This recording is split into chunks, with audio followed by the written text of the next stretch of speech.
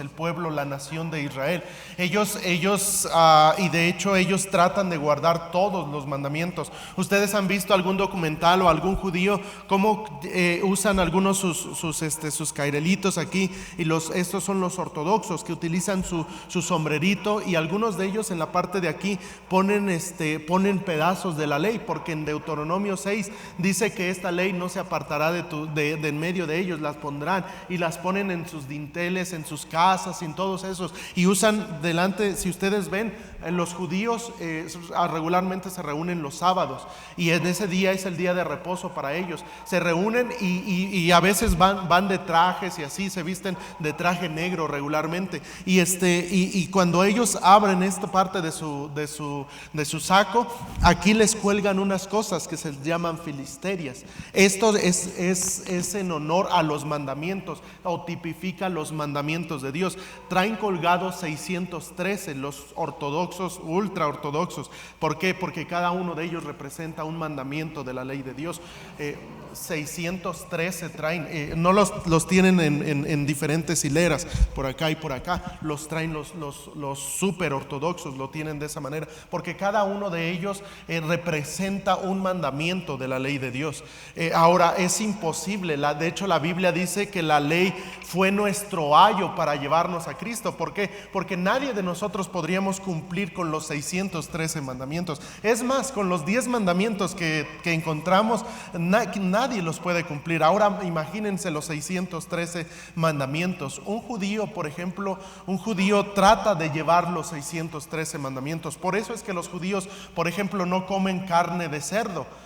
Los judíos no comen carne de cerdo. ¿Por qué? Porque es parte de los mandamientos. Los judíos, cuando alguien, un levita de la tribu de Leví, cuando alguien muere, un familiar que no sea tan cercano a ellos, no se presentan ahí, porque es parte de los mandamientos. Y hay, imagínense, 613 de ellos. Aquí encontramos entonces este periodo de tiempo, y vemos que en medio de estos libros Dios está dando la ley de Dios. ¿Quién es el escritor? Punto número 2. ¿Quién es el escritor del libro? Bueno, esto es muy sencillo. El mismo libro refiere cerca de 50 veces que el libro fue escrito por Moisés. Y además de eso, hay referencia en el Nuevo Testamento de que fue así. Vean lo que dice en Romanos. ¿Alguien podría leer, por favor? Romanos 10:5. El escritor del libro de Levítico es Moisés. ¿Cómo lo puedo yo saber? Bueno, porque lo refiere el libro en más de 50 ocasiones. Y encontramos, porque de la justicia que es por la ley, Moisés escribe así: el hombre que haga estas cosas vivirá por ellas. este versículo de Romanos 10, si ustedes tienen Biblias como esta, que tiene concordancia, o que tiene en la parte de abajo unos numeritos, esos numeritos nos ayudan para que nosotros podamos ir a los pasajes de donde son. Por ejemplo, en el 10:5, si usted busca en los numeritos de hasta abajo de su Biblia, ahí encuentre el 10:5, y va a ver la referencia de Levítico 18:5, perdón, Levítico 18:5. Esas son referencias que encontramos de el Antiguo Testamento o de otra cita de la Biblia. Para eso sirven los numeritos de abajo. A veces no sabemos para qué sirven, pero eso nos guía para eso, nos guía para poder nosotros entender. Por ejemplo, en la crucifixión de Cristo, usted se va a dar cuenta que hay un montón de numeritos. ¿Por qué? Porque el Antiguo Testamento nos habla mucho acerca de la muerte, de la sepultura y de la resurrección de nuestro Señor. Así es de que, ¿quién fue el escritor del libro de Levítico? Moisés. ¿Cómo lo sabemos? Sí, porque el mismo libro lo menciona en diferentes ocasiones, y lo encontramos referencias aún en el Nuevo Testamento de que Moisés fue quien escribió el libro. ¿En qué fecha aproximadamente fue escrito el libro de Levítico? 1444, 45 aproximadamente. La palabra clave, vean, esto es interesante. La palabra clave del libro es sin lugar a dudas santidad. En este libro encontramos que Dios quiere de su pueblo una vida en santidad. Esta palabra se repite unas 87 veces en este libro. 87 veces encontramos santo, sé santo, busca la santidad, sé santo. Vean lo que dice, por ejemplo, solamente puse una referencia, Levítico 19, 1 y 2. ¿Alguien lo podría, hermano?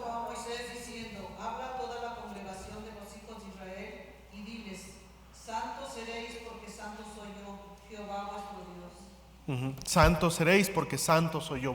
El pasaje clave de este libro, de hecho, es Levítico 19:2. No lo puse para no agregar tantos datos, pero el pasaje clave es este. Dios busca un pueblo santo para sí, un pueblo que le busque, que le glorifique, que le honre. De eso trata entonces el libro de Levítico. ¿Qué es lo que podemos encontrar en el libro de Levítico? Bueno, el contenido del libro es el siguiente. Vean, en primer lugar encontramos las ofrendas. En este libro encontramos que hay diferentes tipos de ofrendas para Dios. Por ejemplo, no voy a ir a los pasajes, pero ustedes lo pueden revisar ahí en sus casas o pueden hojearlo mientras lo vamos dando. En el primer pasaje donde leíamos hace unos momentos de Levítico 1, del 1 al 9, nos habla acerca de los holocaustos. ¿Alguien sabe cuáles son o qué es un holocausto? Hermana Blanca Mendoza. Es un sacrificio, pero ¿de qué manera? ¿Cómo era un holocausto?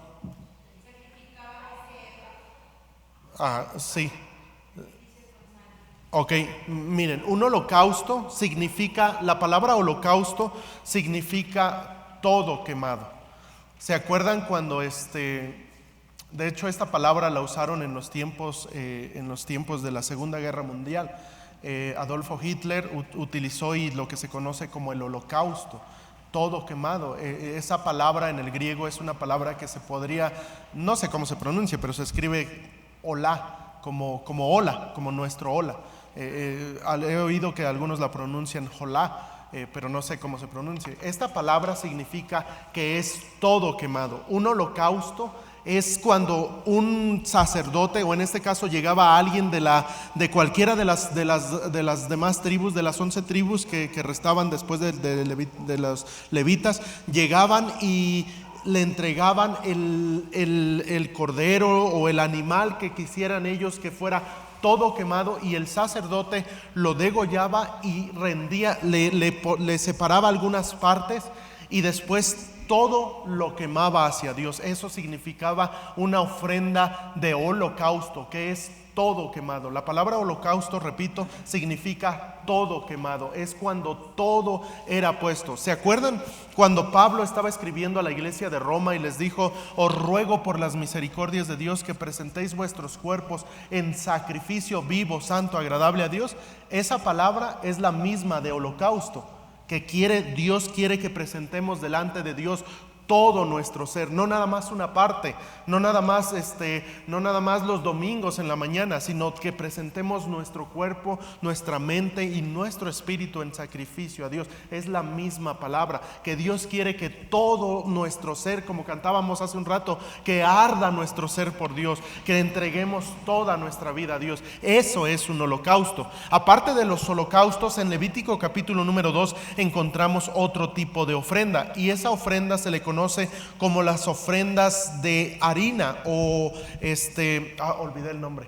Bueno, le puse ofrendas de harina y tienen otro nombre, lo olvidé ahorita. ¿Mande? De oblación, las ofrendas de oblación. Estas ofrendas eran cuando alguien cocía tortas, cocía panes y los llevaba para Dios. Eso a Dios le gustaba, a Dios le agradaba. En Levítico capítulo número 3 encontramos otro tipo de ofrendas, y estas eran los sacrificios de reconciliación. Eran los que se conocía como ofrendas de paz, ofrendas que llevaba el pueblo delante de Dios, en ocasiones partes de cuerpo del cuerpo de un animalito, lo llevaban y lo entregaban a Dios. Y saben, eso a Dios le gusta, a Dios le agrada, Dios le gusta ese tipo de ofrendas, o más bien Dios las pidió. Aparte de eso, encontramos otro tipo de ofrendas que se le conoce como ofrendas por el pecado. Este tipo de ofrendas era cuando una persona pecaba y le ofrendía o le ofrecía algún sacrificio o algún animal, algún cordero, algunas palomillas, algún tipo de animales que Dios había puesto en la ley para que el pueblo pudiera ofrecerle por el pecado. Y la más importante de todas las ofrendas la encontramos en Levítico capítulo número 5. A esa ofrenda se le conocía como ofrendas expiatorias. Este tipo de ofrendas eran llevadas o cuando el hombre pecaba. De hecho, había un momento en el que se le conocía como el día de la expiación, en el cual el sumo sacerdote ofrecía un sacrificio por su pecado y luego ofrecía otro sacrificio por el pecado de todo el pueblo. Esa era la más importante de las ofrendas. Aparte del contenido que encontramos las ofrendas, también en el punto número 2 encontramos las fiestas solemnes. Aquí quiero dedicarme un poquitito más de tiempo. Las fiestas solemnes son 9 fiestas que se encuentran en el libro de Levítico. Los judíos celebran 7 fiestas. ¿Por qué? Porque algunas de estas las juntaron. Y nos da un total la Biblia nos menciona 9 en total. Los judíos, cuando empezaron a celebrar las fiestas, ellos solamente celebran 7 fiestas. Pero yo les voy a dar las que vienen aquí en la Biblia. Vean, la primera se le conoce como el reposo semanal. Esa es la fiesta en el cual ellos conmemoran, celebran o dedican el día de reposo, que es el sábado. Ellos conmemoran el día en el cual el Señor descansó y le dijo al pueblo que descansase de igual manera. De hecho, en los mandamientos uno de ellos es que ellos deben guardar el día de reposo en los 10 mandamientos. Y esa es una fiesta también que semanalmente ellos celebran. En Levítico 25, por el tiempo, tengo muchos pasajes, pero por el tiempo voy a dar lectura solo a algunos. Levítico 25 encontramos otro tipo de reposo. Era cada 7 años. Cada 7 años le tenían que dar, los que estaban o trabajaban en el campo, tenían que dejar todo un año que se le conocía como el año sabático, en el cual la tierra iba a descansar. A pesar de que iba a descansar, la tierra seguiría produciendo fruto. De hecho, en nuestros antiguos, aquí en México, no sé, los más grandes me van a poder entenderlo mejor, pero había años en los cuales las personas que trabajaban en el campo dejaban descansar la tierra, y eso hacía bien a la tierra. Hoy en día ya no, porque la gente quiere ganar dinero, pero lo que no saben es que la tierra de igual manera necesita descanso. Y aquí encontramos, esta era otra fiesta que tenían el pueblo de Israel. La celebraban una vez cada 7 años. Y después encontramos otra fiesta que se le conoce como el año del jubileo. Este año del jubileo se celebraba cada 50 años. Y era un año, era un año completo en el cual dedicaban, en el cual si ustedes se acuerdan, cuando tenían algún esclavo en ese día, en el día de la ¿cómo se llama? Del jubileo, dejaban libres a los esclavos. ¿Por qué? Porque era una fiesta que a Dios le gustaba, a Dios le agradaba, y Dios había establecido de esa manera. Las siguientes fiestas, aquí tenemos en las lecciones, las siguientes fiestas nos hablan acerca de la obra, no era obre, perdón, era de la obra redentora de Cristo. Las siguientes que vamos a ver, que son 6 fiestas que encontramos más adelante, las encontramos que todas y cada una de ellas hablan acerca de la obra redentora de Cristo. Por ejemplo, la primera de ellas que encontramos en Levítico 23, que fue una fiesta establecida desde Éxodo capítulo número 12, en donde encontramos la Pascua. La Pascua nos habla acerca de la obra redentora de Cristo en la cruz del Calvario. Vean lo que dice. ¿Alguien puede ayudarme a leer, por favor? Mira, Vania, por favor, busca primera los Corintios 5:7. Hermana Marina, por favor, busque primera los Corintios 15:23. Hermano Gavino, por favor, busque Hechos 2. Y ahorita le digo qué versículos va a leer. Hermano Morales, por favor, ayúdenme a buscar primera Tesalonicenses 4:13 al 18. Hermana Lupita, ayúdeme por favor, Apocalipsis 6:19. Bueno, no, ayúdeme Apocalipsis 20 del 1 al 6, porque Apocalipsis 6 del 6 al capítulo número 19. Ahorita les voy a diciendo cómo los vamos leyendo. Pero entonces, las fiestas que encontramos en el libro de Levítico, todas apuntan acerca de Cristo. Todas apuntan en algo acerca de Cristo. No eran nada más por hacerlas, sino que todas apuntan a un momento de la vida o del ministerio de Cristo. En primer lugar, la fiesta de la Pascua nos habla acerca del Calvario. Vean lo que dice en primera los Corintios.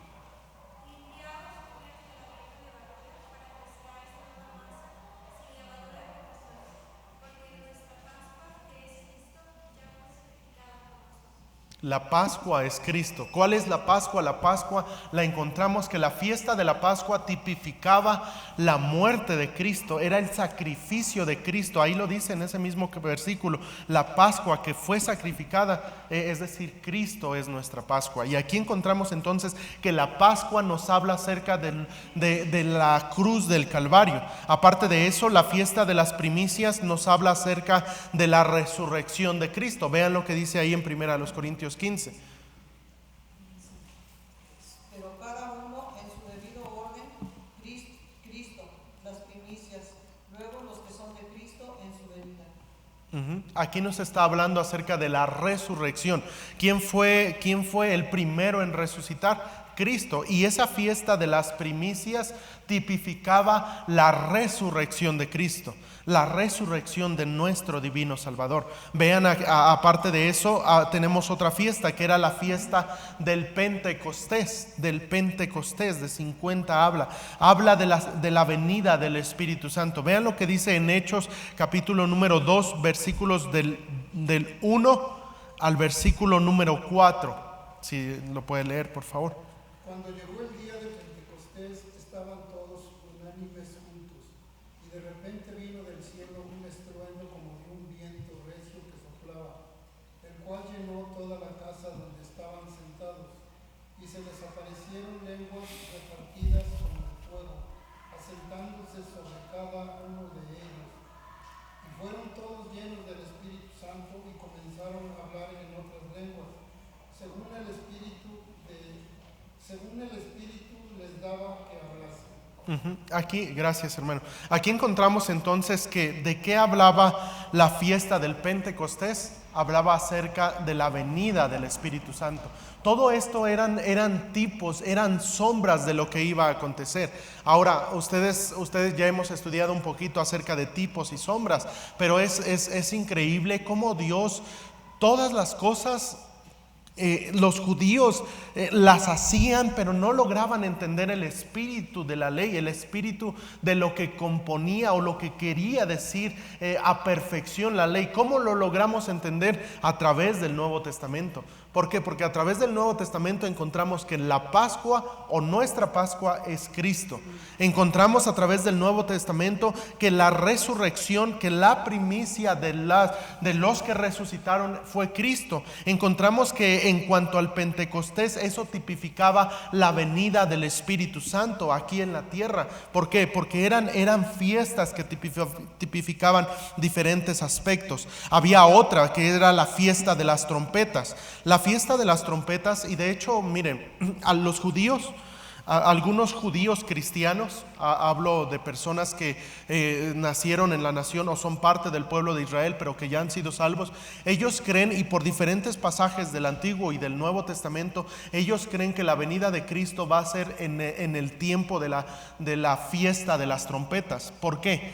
Porque el tiempo de la fiesta de las trompetas es el tiempo que nos habla acerca de la segunda venida de Cristo.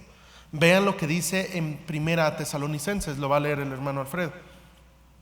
Dice, tampoco queremos, hermanos, que ignoréis acerca de los que duermen, para que no se entristezcáis como los otros que no tienen esperanza. Porque si creemos que Jesús murió y resucitó, así también traerá Dios con Jesús a los que durmieron en él.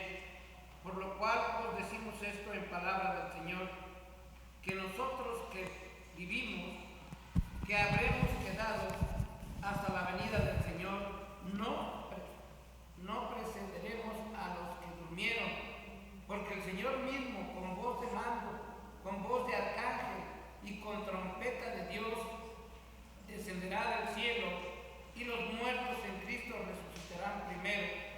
Luego nosotros, los que vivimos, los que hayamos quedado, seremos arrebatados juntamente con ellos en las nubes para recibir al Señor en el aire, y así estaremos siempre con el Señor. Por tanto, alentaos los unos a los otros con estas palabras. Esta fiesta que se le conoce como la fiesta de las trompetas nos habla acerca del rapto, nos habla acerca de la segunda venida de Cristo. El Señor mismo vendrá con voz de mando, con voz de arcángel y con trompeta de Dios.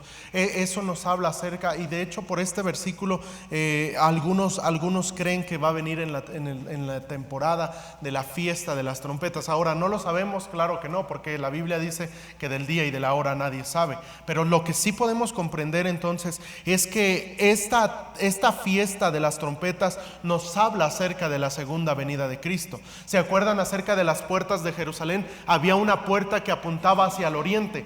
Esa puerta de igual manera tipifica la venida del Señor. ¿Cómo lo sabemos? Porque hay relatos en el libro de Ezequiel, hay relatos en el libro de Jeremías que nos hablan que por la puerta oriental va a venir el Rey de Reyes, y eso nos está hablando de la segunda venida de Cristo. Hay diferentes tipos. Otra de las fiestas que tienen los judíos es la fiesta de la expiación.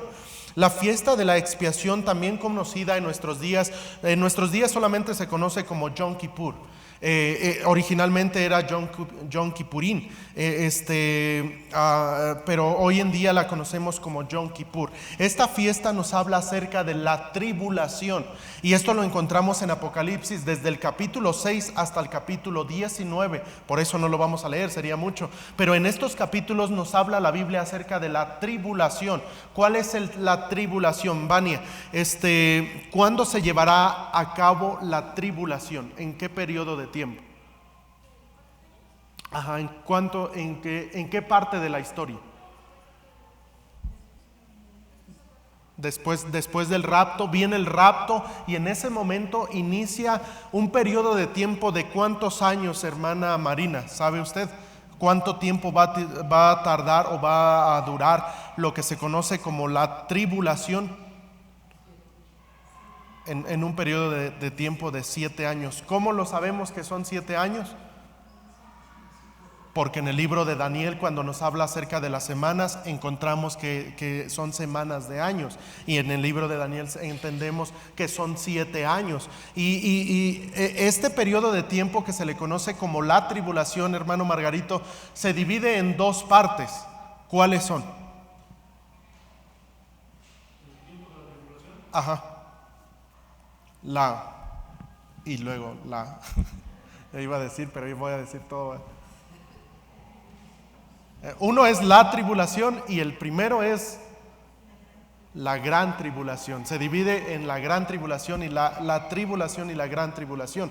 ¿Por qué? Porque primero habrá tribulación, pero habrá un pacto que hará el anticristo por 3 años y medio con todos los países, y más bien con el pueblo de Israel.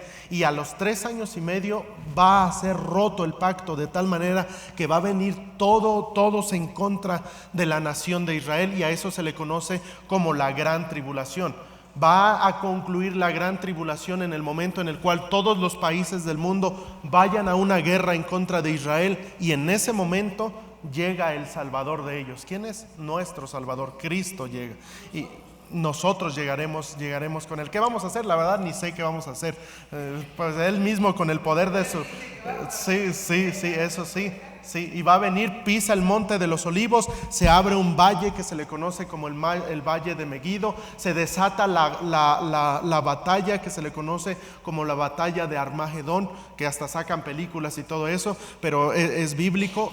Se abre ese valle, se desata la batalla de Armagedón, el Señor mismo con su propia palabra, y dice la Biblia que Él vendrá en un caballo blanco, y su nombre es el, ¿cómo dice? El Verbo de Dios. O Rey de Reyes y Señor de Señores. El Verbo de Dios, me parece. El Verbo de Dios, fiel y verdadero. Su nombre es fiel y verdadero en Apocalipsis 21. Y ahí entonces Cristo logra destruir a todas las naciones, a los enemigos de Dios. Y el postrer enemigo es la muerte, que dice en la Biblia. Oiga, entonces, la realidad de ellos, de los judíos, para ellos esa es la venida de Cristo.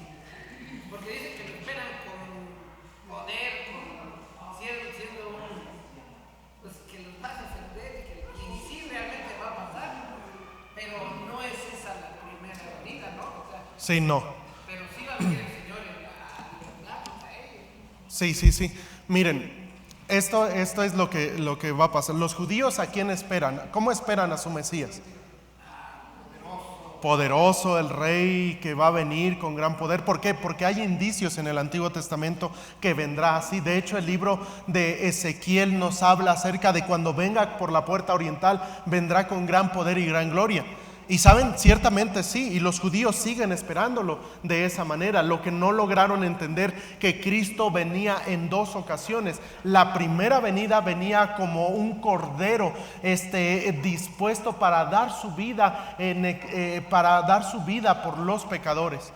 En la segunda venida es cuando dice la Biblia ahí en el libro de Romanos capítulo número 11, que dice que todo Israel será salvo. ¿Cuándo va a ser Israel todo salvo?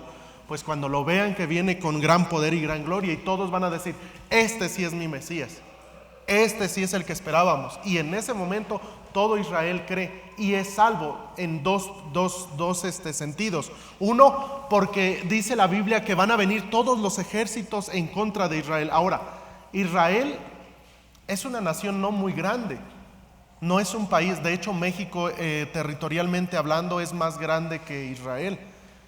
Pero nadie le juega a la guerrita a Israel.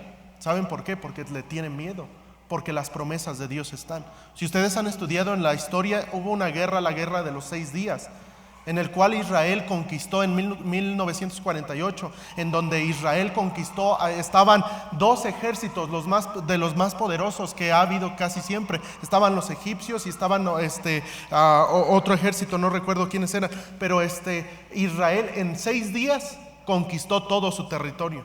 En 6 días, la guerra de los 6 días se le conoce así.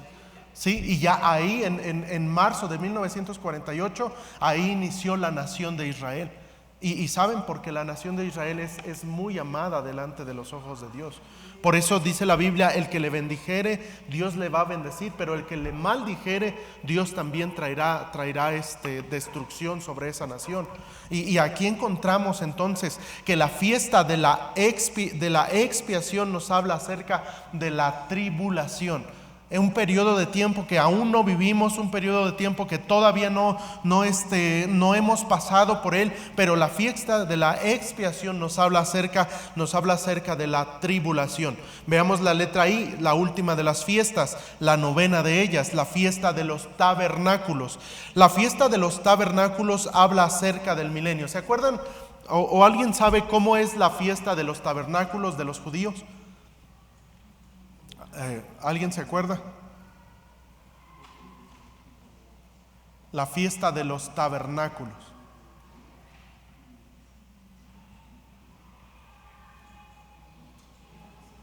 También es conocida como fiesta en la de las tiendas, que ellos dejaban sus casas y se construían una tienda, como estuvieron sus padres en el desierto, y ahí se construían diferentes tiendas. Me tocó una vez estando en California. Estábamos en California y me acuerdo que yo ni siquiera sabía, ni siquiera era cristiano en ese tiempo, pero estábamos en la calle y una vez trabajaba junto con mi hermano Rubén y íbamos en bicis trabajando y me acuerdo que una vez pasé por una calle donde seguido estaba un judío predicando y era un ortodoxo. Se ponían un gorrito y proclamaban en las esquinas la palabra de Dios. Bueno, en ese caso el judaísmo ellos. Y recuerdo que había una calle que estaba llena de edificios y los judíos regularmente son personas adineradas, muy bien económicamente. Y recuerdo que había departamentos ahí y vi y me llamó la atención que había en los balcones, había como casas de campaña que ellos se hicieron en sus balcones. Y la verdad yo lo pasé por alto, yo pensé, no, pues a lo mejor para los niños, no sé, pero así había muchos ahí en el barrio judío. Y después me enteré yo que eso lo hacen en la fiesta de los tabernáculos. Dejan sus casas y se hacen unas enramadas o unas casas de campaña, a veces en sus propios patios, en ese caso allá en California, en sus terrados, y ahí hacían sus fiestas. ¿Saben por qué? Porque era una fiesta que ellos celebran. Ellos celebran de esa manera la fiesta de los tabernáculos. Esa fiesta de los tabernáculos es una tipificación o nos apunta al milenio. ¿Por qué nos apunta al milenio?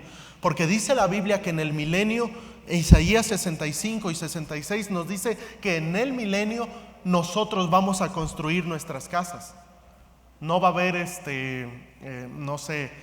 ya no va a estar las casas Ara y todas esas, ya no nos las van a construir. Dice la palabra de Dios que las vamos a construir con nuestras manos en el milenio.